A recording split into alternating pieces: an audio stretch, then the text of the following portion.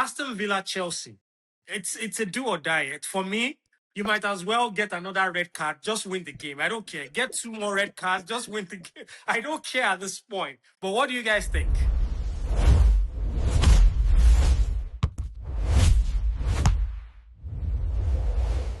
Yeah, so Wale, you won. So I give it to you. Your predictions came true.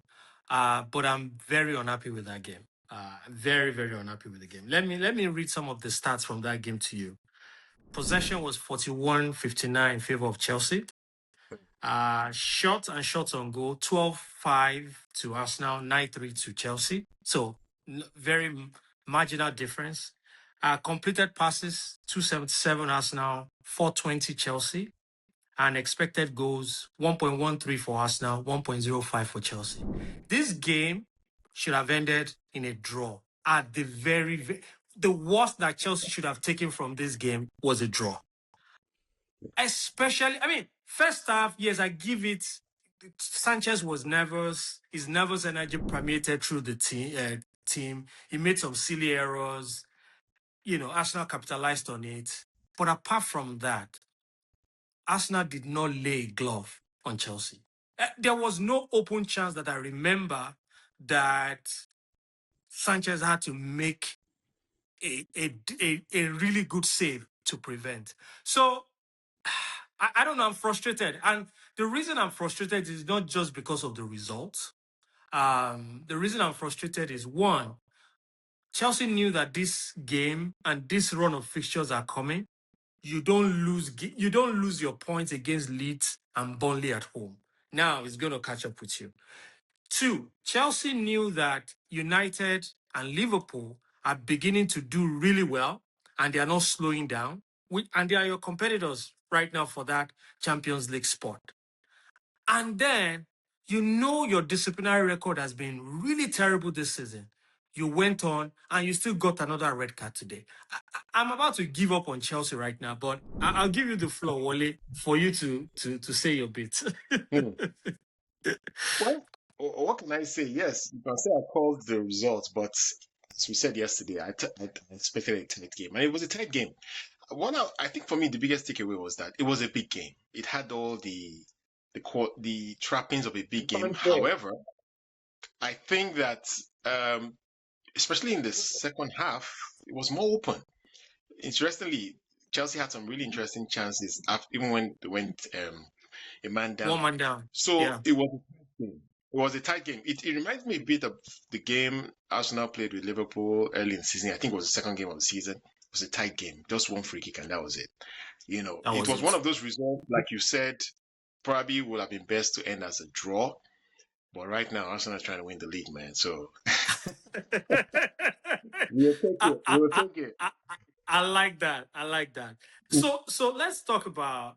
We're going to talk about other parts of the game, but the corner kicks, man, it's becoming problematic. So Arsenal has now leveled the Premier League record, 16 corners in a season. I think Liverpool had 16 corners, scored from 16 goals from corners in 23-24. But when I saw this and I was thinking about it, in 23-24, we didn't talk about Liverpool and corners. This season, we're talking every weekend about Arsenal and corners. What's the difference? Good point. By the way, I will also say that Chelsea has got a lot of goals from set pieces this year. Nine from corners. That's a lot. Yeah. Well, maybe not corners alone, but free kicks, they all add up. So throwing and stuff like that. But my point is that I think the game is evolving. So this is part of the game. If you take a look at basketball, it has evolved now from people. Right now, if you look at a game of basketball, players take more shots from the 3-point line than the 2-point line. That wasn't the case 15, 20 years ago. So the game has changed because they worked out the maths that look, if you score 3 out of 10 chances, taking 3, trying it gives you more points. Yeah. You get 1 point than if you score 4 out of 8, taking 2. So the point I'm making is that the game has evolved. And so I think set pieces is just the reality. It's one of those things that, If you know if you have the personnel, you have to take advantage of it. And but I'll say to the point you made about Liverpool's not showing up as a set piece FC like they're calling Arsenal. I think Yeah. it's because they scored a lot more open play Yes, I for was going to say that they scored more open play the goals. game. This season has been strange. If you look at open play, all the teams are not scoring. So you don't see any standout team apart from maybe Man City that has Haaland scoring so many goals and Semenyo now interestingly has moved into that team. Not many teams are scoring a lot of goals. So the game is strange. I think that may be also a factor of how technical the game has become. People are figuring out how to manage the game better, how to defend better. So it's not as easy as it used to be. So that would be my take on I that. also think that, to your point, I also think in terms of the game evolving, I also think that nowadays football is very, very, you hardly touch anybody now is a foul. Back in the day, it was a more physical game, right? So now it's as though, you know what, let's find other means of scoring that takes away that whole, going into the box, because you can't touch anybody in the box anymore now. Is a penalty, so I mean, set pieces are what is winning now. Penalties, corner kicks, free kicks, that's what's winning right now. And there's a lot I of that just going on right now. Yeah, I mean, I get it. I'm just struggling, especially with the construct of corner kicks these days. Look at all the corner kicks, including the ones Chelsea played today. Like, you will see like 5, 6 players all around the goalkeeper. The goalkeeper cannot even, no Arsenal space, does that all the everybody time. pushing, everybody holding. By the way, just before Chelsea scored, I thought that was a penalty, the Rice incident with his hand holding on Thank to the player. you. I mean, Thank you. I He thought it was was, holding the I player thought it and was he a lifted his penalty. hand. He lifted his Yeah, hand. I thought that was a clear Thank penalty. you. The only thing is that from that same play, Chelsea scored. So I guess you could say that it didn't really have an impact on the result at the end of the day. But I mean, we need consistency from these guys. How could you say the ball here Right with the hand here. Right moving here. is Right not here. a penalty? I don't and the commentators were saying elbow. I'm like, are we watching the same game? You keep saying elbow. This is not this is not elbow by any stretch. What are we talking about? But Let's talk about some of the key battles in the game itself. Let's talk about some of the players. Well, if you remember, you asked me who I thought was going to be um, the dangerous player on the Arsenal side and vice versa. I think I said Eze, and I Yeah. think you mentioned João Pedro. Yeah. I think Eze didn't do anything in this game. Correct me if I'm wrong. You're the Arsenal fan. I didn't see him at all. He didn't do anything. I thought João Pedro. I thought João Pedro was really good in the second half. His hold-up play was very good. It was an outlet, especially after the red card. The balls were coming to him. He was holding up or getting a foul a few times. So I thought from that perspective, it was good. I thought he had 1 or 2 chances that he ended up squaring to teammates. But I thought from a danger man's perspective, based on what we said, I didn't see Eze, but João Pedro showed up. What do you think? Yeah, I agree. I did mention that Yao Pedro is a good player, and he was offside towards the end there, so who knows? Yeah, Maybe that would have just been his moment of glory. But he's yeah. very athletic, very smart. I think he's very technical. So, like I said, you guys have a good one with that guy. Yeah, we didn't. I don't think Arsenal played a great game. The nerves are there. This we're trying to win this league, and it's not easy. So, Yeah, it is not. Yeah, but yeah. but I think Eze was okay. Like I said, at least he forced a save in the second half. I don't think he got too many of the moments where I think he thrives. I think Eze thrives with the ball going forward, with the ball in front of him. I If think when Caicedo cancelled him a bit. It was on maybe him for the most part of the game. Yeah, maybe they saw him yeah, as a threat and they tried to manage yeah, him. But I yeah. think Eze really thrives when he has the ball in front of him, facing the goal. as opposed to having to turn and all of that. I think you're right. You're right. with both feet, he's amazing. I mean, he can shoot. Yeah. By the way, I didn't know Caicedo had that power in his left foot. I mean, he almost scored in the second half. He almost scored that goal. He almost scored that goal. Yeah. The thing is that Jose has it on both feet. He's amazing. So he just has to be facing the post, and he can either go by himself and try to score or lay something up for others. He's quite efficient in that way. So, it's I have to say that technically, Chelsea set up very well. They are very, very impressive in terms of their transition game and the defensive game. Reece James is an amazing player. I mean, that guy. So I wanted to talk about Reece James and your wing play. Arsenal carries a lot of threats from the wings, whether it's Trossard or Martinelli, and definitely Saka or even Madueke.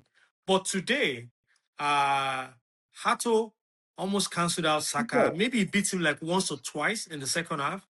But Reece James on Trossard, he neutralized him completely. Reece James, when he's playing, he's like, you can't, he's on play, but that guy is so good. Today. But what do you think about that? No, Reece James is good. I think I read somebody say something like Reece James is a bit like a more physical Trent of Liverpool. His impact in terms of his passing.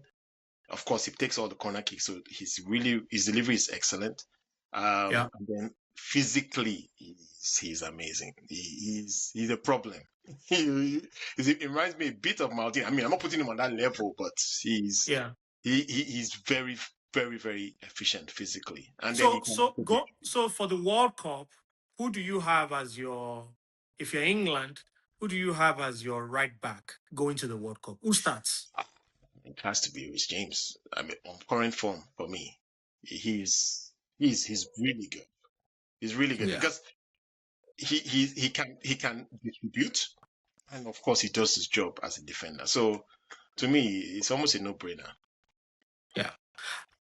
I was disappointed, and this is the last, just to wrap up this conversation about the Arsenal-Chelsea game.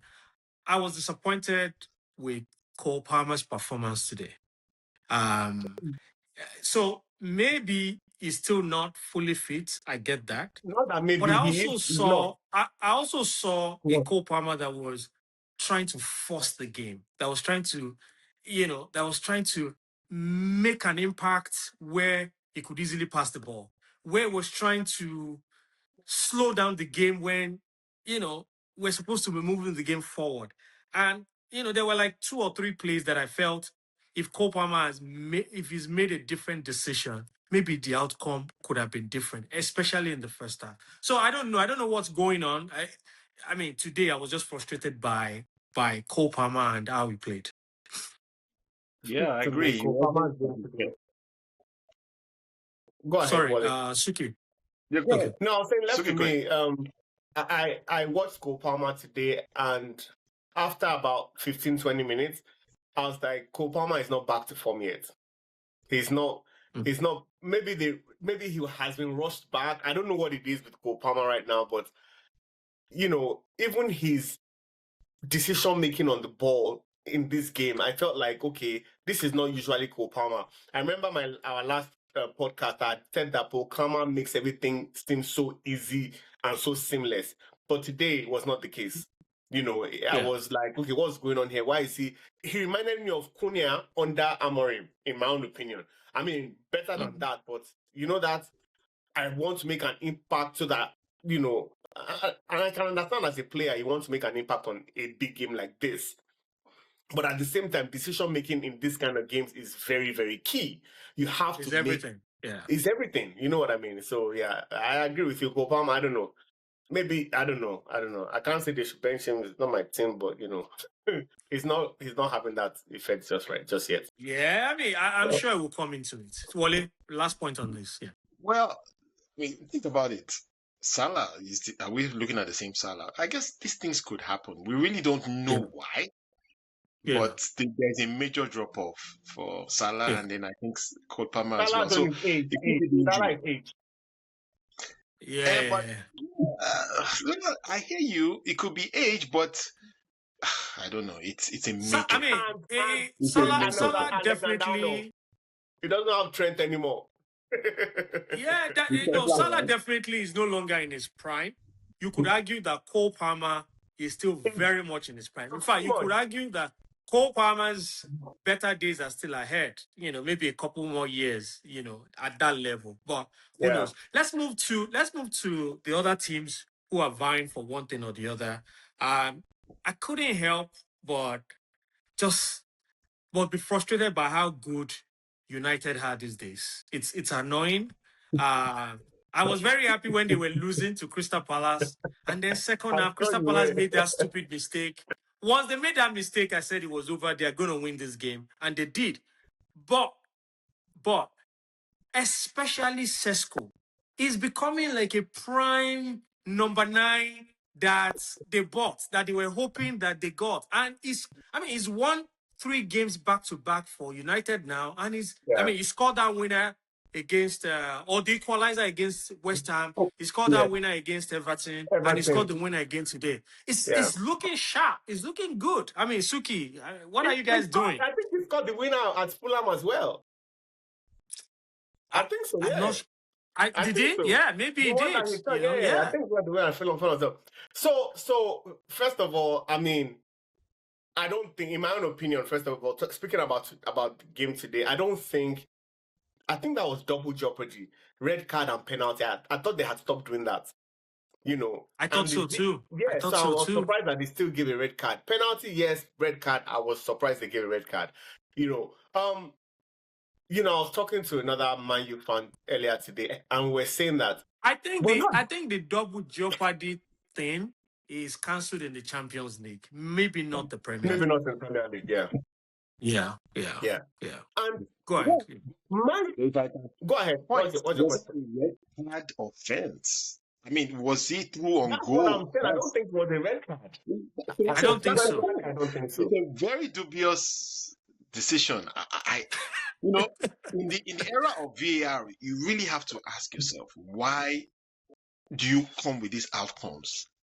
To me, I mean, you talked about the Rice handball. I can still, to some extent, argue there's a 50-50 point there with that, okay, it wasn't intentional, blah, blah, blah.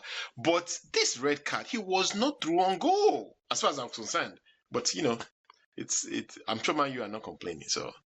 Just like I said to you They are earlier not. on. The game is so soft now.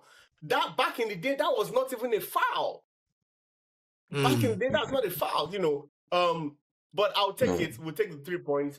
Right now, Man U is not doing anything. It's amazing how we're not doing anything special. Everybody's just doing their job. And I think that's No, Suki, what I think is showing, it's not like you're not doing anything special. What I think is showing is that the quality of the players that has always been there is coming to the fore. Those because players are everybody's playing good in their position players. and doing their job. Yeah. They are good players, and the quality shows, especially when they play a position that is not necessarily at their At that level. level. I Yeah. think that's what is going on. Yeah. Yeah. I think that's it. If I say something about Man U, and I think I mentioned this to you earlier, when they played Arsenal, I said that team is good. As in, the way they organize themselves to play Arsenal and to beat Arsenal, they are good. And I think it's the same playbook many times. I recall the game against Everton, transition game, and they score. So Yeah. they are very efficient there. And I think one player that, unfortunately, he has just been in an era that Man U has been poor. If it was in any other era, I'm sure he was going to be one of the most highly rated players in the league, and that's Fernandes. Fernandes' talent is amazing. Yeah. In terms of distribution. Yeah. I mean, I remember the goal He's a scored very, against very West good Ham. player. That cross was just perfect. I've always told Suki this. Even for the past 2-3 seasons, every time United loses a badly or a game that you don't expect, I call him and I say, you guys might be paying for it, but you have a very good player in Fernandes. Like, you guys cannot afford to let that guy go, because if he leaves that team, it's a different. So, you know that it can't Yeah. be easy. I mean, his stats alone. If he was in another team, he's looking at Ballon d'Or. Yeah. Yeah. Yeah. I mean, I'm telling if this guy plays at Real Madrid or City, easily Ballon d'Or. easily. Yeah, Or Bayern absolutely. Munich, I agree with Ballon that. d'Or, easily. His stats are Yeah. out of this world. Yeah. It's good. It's good. So yeah, that's it. I think United has moved to the third position now. Their run of fixtures doesn't suggest that. I think they're in prime position They are. to be in that top But, four you come know, the end of I the mean, don't season. forget his third position on goal difference, so not on points. Yeah, but Aston Villa, honestly, to me, Aston Villa plays Chelsea next. I think Chelsea has to win that game. There's no excuse. If you don't win that game, as in Chelsea, we're in trouble. You have to win that game. And if Chelsea wins that game against Aston Villa, then Aston Villa is in trouble as well. So it's getting really interesting, But and we'll see what happens. Away. Yeah, I knew that would be a difficult game because Newcastle hasn't won. They haven't won in a while. Yes, that would be a difficult game. But Tough game. But we'll see. Wale, at least you guys have your destiny in your hand. You are going to play Man U. so you can control it. Everybody's destiny in the hand because we're going to play Liverpool. Chelsea's going to play Liverpool. It's just just going to rotate the fixtures. So it's gonna be fun the next few weeks. I mean, when let's you look at the let's quickly look at the bottom of the table. Luckily for all of them, Tottenham, West Ham, and Nottingham Forest, they all lost this weekend. So nothing has changed. They are 25, West Ham, 27, Forest, 29, Tottenham. But with the way Tottenham are going, are we sure they are not going to get relegated this season? We're not sure, but we don't know.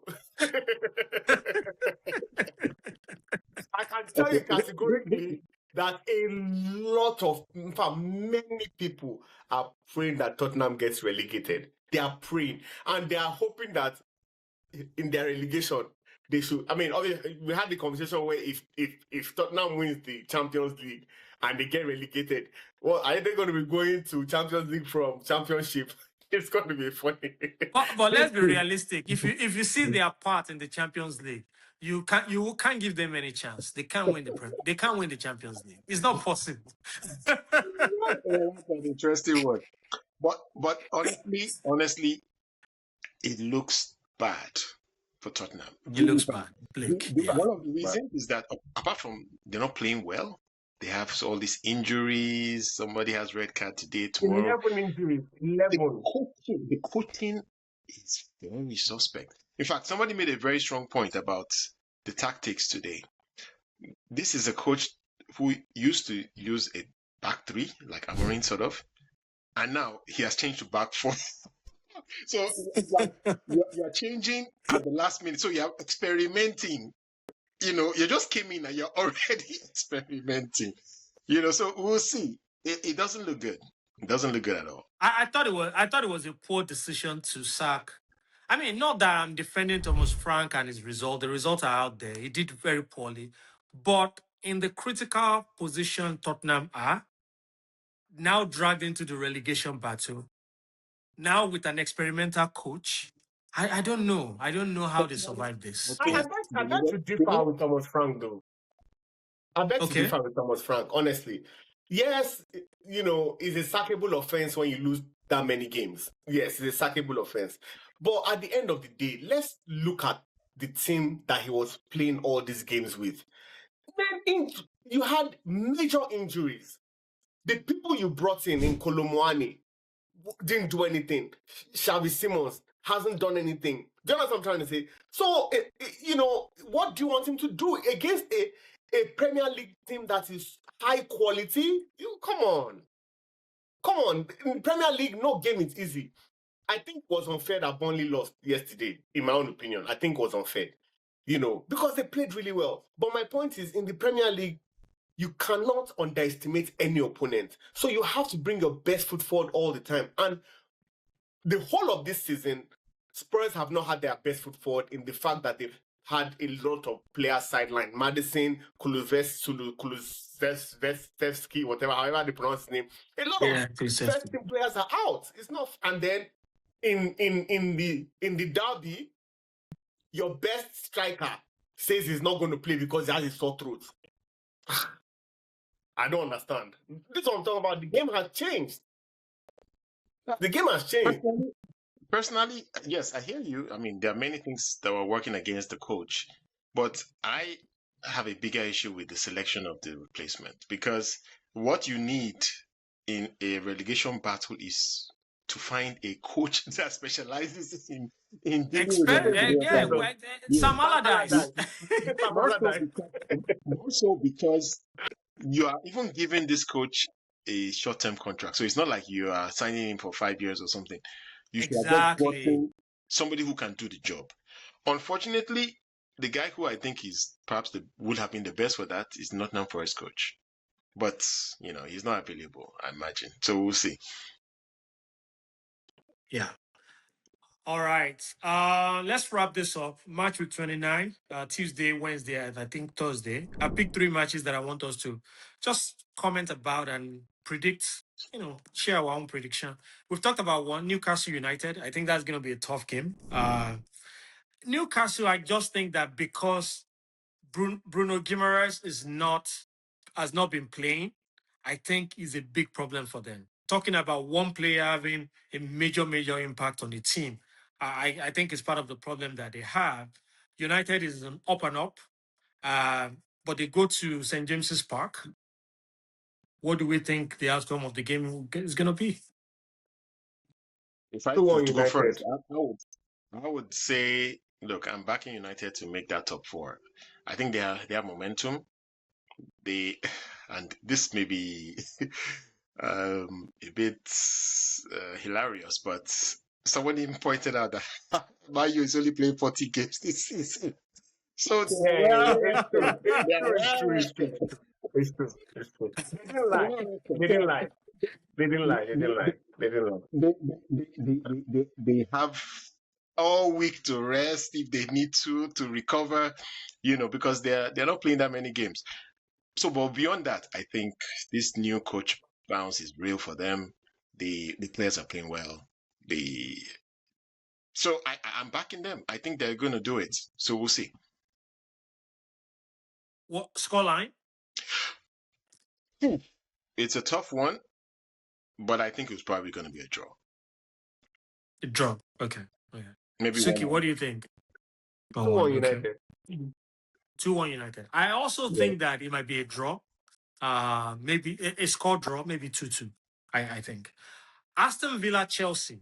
It's a do or die. For me, you might as well get another red card. Just win the game. I don't care. Get 2 more red cards. Just win the game. I don't care at this point. But what do you guys think? I think Chelsea is desperate.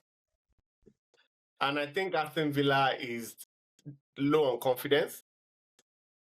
So I think Chelsea 3-1. I would take that before the game. 3-1. Yeah. I'll back Chelsea. To win 2-0. I may be wrong, but I think that Chelsea is a good team. They're actually good. They've just had challenges. I think the physicality has been a problem. Of course, the coach changes hasn't helped, but it has helped in a positive way now, because I think looking at certainly today's setup, it does appear that the coach knows what he's doing. I mean, you pointed out something which I thought was because tactically he's not bad. He's not bad, but tactically. Yeah. And I was going to say, when you pointed out his tactic to use only one winger, I think it's spot on. It's working. Yeah. So we'll see. Yeah. But I also back Chelsea to win that, maybe 2-1. Chelsea cannot keep a clean sheet. No with Sanchez, no with the changes at the back. That's why they won't keep a clean sheet. And then and then the last one is Brighton Arsenal. I think that's also going to be a really tough game. He's away at Brighton. What do you guys think is going to be the outcome? I can't lie. I don't know.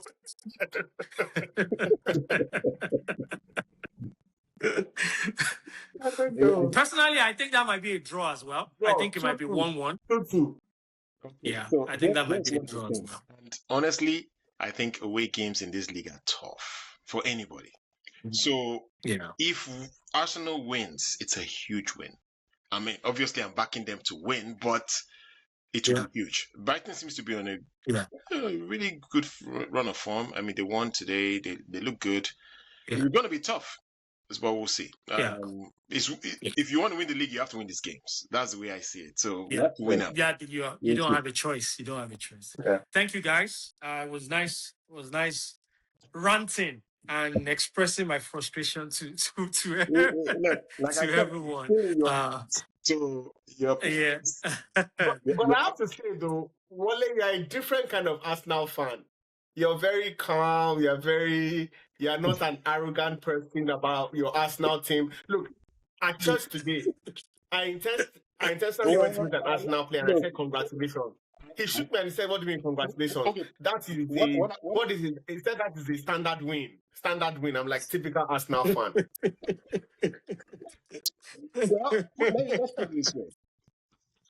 I agree. I am perhaps more objective than the average fan, but I also think quite often the fans get too much of a too. I mean, we are ridiculed too much. But I hear you. It's because we have not won. When we win something, then we'll be able to talk. Then you We'll will see. change. You will change, I mean, you will change. I'm back. No, I'm backing Arsenal to win at least something this season. I yeah, don't know what it will be, but at least I think Arsenal will win something. I Thank you told so you. much, guys, for being here. Guys, if you have not subscribed, I say it all the time. Just hit the subscribe button for updates and notifications. Thank you, guys. Talk again later.